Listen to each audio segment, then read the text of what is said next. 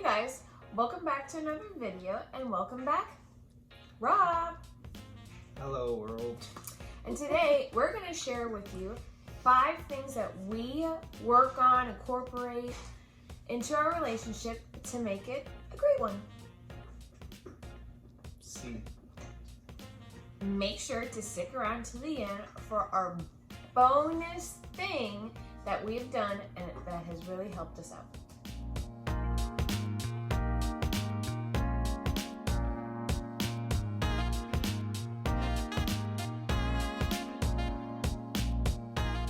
We've been dating going on 3.5 years. Yep. 2017, end of the year. And then we got married April 2019. So we're going on 2 years married. No little ones yet, other than furry dogs and fish. But they will be coming as soon as our home is signed, dotted, T's and I's, all that jazz, so that I feel like more of a safer environment would be involved for the children and their upbringing. We're definitely not relationship experts. We haven't arrived in any sort of way. I feel like we do a few things well, and we always are working on these things. So if we share them, then you can incorporate them into your relationship as well. So the first one is, Rob? To never stop dating. So obviously, I know we don't have kids yet, so we can't relate in that regard. I know it's a different animal when you have kids.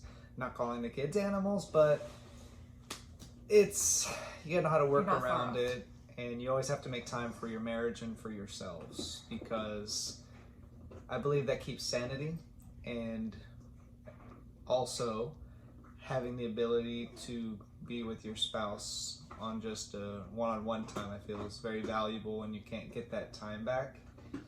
So you always need to make an effort to do so, even if it's going to get ice cream or coffee, to Chipotle, grabbing a burrito for an hour, going to walk around Target or Burlington or any kind of store, even Lowe's, Home Depot, because it's always fun. There's a lot to talk about, especially with the new home. But I feel that doing it as often as you are capable and physically able to do, you should make that effort. For sure, I totally agree.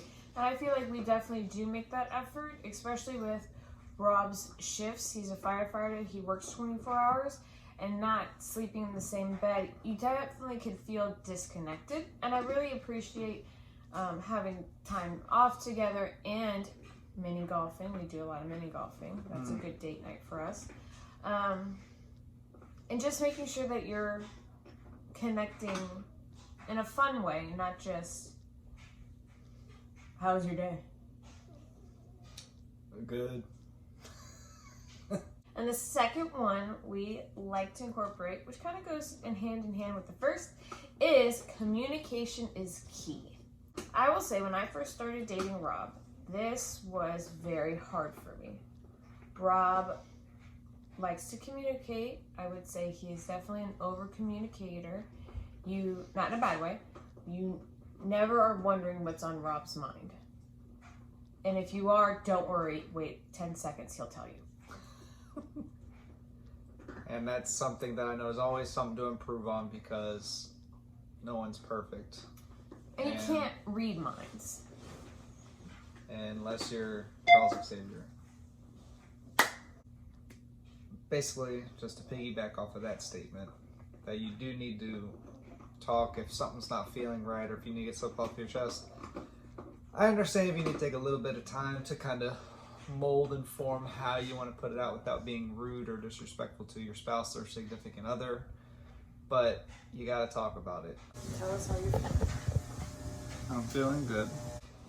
And it helps. And maybe the first few minutes, that's kind of, you just have to receive it and not take it any which way, but just develop the information. Then you can talk about it a little deeper and say, hey, like, why did you feel that way? Or why did this happen? Or, oh, I'm sorry if I didn't include A, B, and C, but you need to talk. And I always feel when you are communicating the hard things, I think you also need to be always communicating the positive things. Babe, I appreciate when you do this. oh honey, you look great today, whatever it is. But also when you're communicating the things that are negative, I try to always say, when you did do this, I felt. So I'm not necessarily blaming, I'm sharing how I feel so that he knows how I'm processing things, and then we can work on a better way, if needed, to work through that. Or you have the opportunity then to say, no, that's not what I meant at all, and it's just a better way in the moment to communicate. Which now rolls into Number 3. always speaking the truth. The old line that's probably as old as the Bible. It's in the Bible. Always speak the truth. The truth will set you free. The truth always hurts. Things like that. A lot of those sayings do hold to a pretty honest statement when it comes to being truthful, because a lot of people don't want to hear it, but they do at the same time. You'd rather not be lied to because you know the truth might tear you up a little bit. Whatever the case is. It could be over something quite silly, but I do believe that having the capability of building up that statement or that type of sentence that you're going to say, hey, this is what happened because of whatever, not so much following it with an excuse, but maybe following it with an explanation as to why this happened. But being truthful about it, I feel, is quite important, because at the end of the day, you can't say, oh, you lied to me. You're like, oh, you truthed to me. You can't get upset because you said what really happened. You might get upset, your spouse might get upset at you then, but then in a nutshell, it'll probably be cleared up quite quickly. A lot of people do get in trouble with marriages due to communication and finances. Like, those are probably some of the top 2 that are out there. So, and just piggyback off of what you said, as far as finances go, we have a rule that anything above $100 needs to be discussed. mm-hmm. So having the communication and saying, you know, it's really going to hurt my feelings ahead of time. It's really going to hurt my feelings if you spend $1,000 on a jet ski without asking me, even if jet skis even $1,000. Not unless it's like used and beat to crap. Whatever. But if you know that's going to bother you, then you need to communicate that and speak the truth before it happens. Because sometimes I feel like, which is why I need to work on my communication, is I have an expectation that is not communicated, and then when I get upset and I say, when you do this, you make me feel like, well, how am I supposed to know that if I don't have it? You don't tell me that's what you're expecting. What's the term you like to call it? Irrationally upset. Number 4 is humor. I feel like when you have those little inside jokes and little,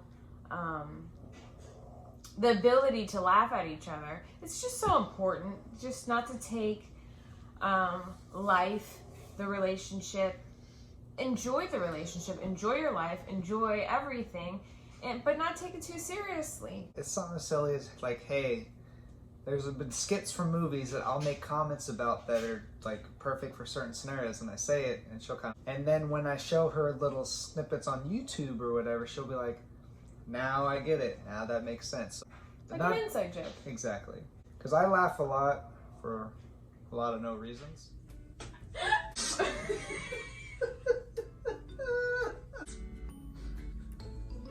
And I really admire that about you. Yeah, which doesn't make sense. Even people at work, like, I have no idea why you're laughing. I'm like, I don't either. Like, I just kind of, I'll see something or someone else. You can talk a certain way and I will laugh. And I'm not even trying to be rude or anything. It's just, that's how I respond. Because they do say laughter is one of the healthiest things for your mindset. Especially working in the healthcare field, there's a lot of death and dying and a lot of crazy stuff that happens. So being able to laugh about stuff or make jokes about, you know, a certain experience, I feel like helps that day or that moment get through without feeling like depressed or anything of that nature. Number 5 is constructive criticism. So, I do that a lot to Rachel. I know I do. but I do it in a loving way, and I never do it with the intent of being mean, but we do need to kind of tell each other, hey, you didn't do this. Or maybe you could do this to help make this better. And to know that it's only to improve on one another or for the relationship as a whole, I feel like when it's interpreted correctly, it ends up being a blessing and being amazing and just helpful in general, because some people can't take criticism. They can't. And if you can't do that and you're in a relationship, I don't know how that's going to work out. I feel like I constructively criticize you as well. But again, like you said, we don't do it in a mean or angry way. But it's almost like holding you accountable. Hey, you said you're going to do this. Hey, you said you're going to wash the dishes and you didn't do it. Obviously, I wouldn't say it like that. I'd be like, hey, babe, did you forget the dishes? Or something to that nature. But you have to be able to say, big bonus thing. Why laugh at me? It's my part-time job. Oh. This is the laughing I do. I just laugh because she's being goofy. Is know each other's love language. I didn't know that thing. I didn't know what the heck that was my entire life. So I shared that with Rob. No idea. Was it after we got married? Within a certain, yeah, pretty close. Either just before or right after we got married. We didn't read the book, but we did sit down and take the quiz. And it's just good to know each other's love language. For example, mine is quality time and physical touch. So I feel the most loved when Rob wants to spend time with me, and when Rob, wants to hold my hand and give me little loves. That's when I feel the most loved. And knowing that, Rob knowing that, he can love me better in my love language, because what is your love languages? Doing stuff and giving stuff. Because I know Rob's love language is receiving gifts, I'm more apt to, oh, I thought about him, I'm just going to throw this in my Amazon cart and get it for him, because that's how he loves. He's not the type of guy that wants to cuddle or hold hands, so I'm not going to necessarily do that to him because he doesn't love that way. So if I'm trying to make Rob feel loved, I'm going to spend time with him and I'm going to give him something. And we kind of did our Valentine's Day early. Yeah. Because I worked in restaurant business my whole life, well, a lot of my life. And I don't care to go on Valentine's Day. It's just another day of the week. There's nothing significant about it other than a bunch of people want to go out and eat, and everywhere's packed, and everything's an hour wait. So we went out at the beginning of this week and had a good old time. No one was there, relaxed, and just hung out with each other and weren't rushed to get out of the table because they needed to seat someone else. Is what's going to happen on Valentine's Day. Which is why I think processing that is also a way of you loving me with quality time, because we want to spend time, we want to not be crowded, especially during Corona and all, but we still took the time out to do it, but it was such a better quality because we weren't waiting for an hour, we weren't on top of all these people. So, and we got a booth. So happy Valentine's Day to you. Happy Valentine's.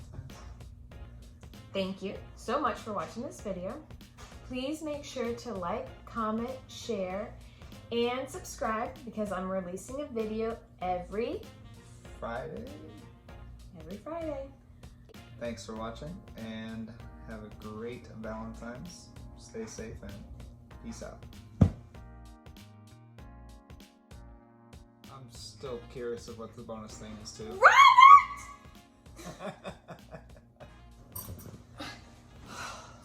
Was that so hard? It was like 40 minutes. No, it wasn't. My toes are numb. No, they're not. They're not even cold.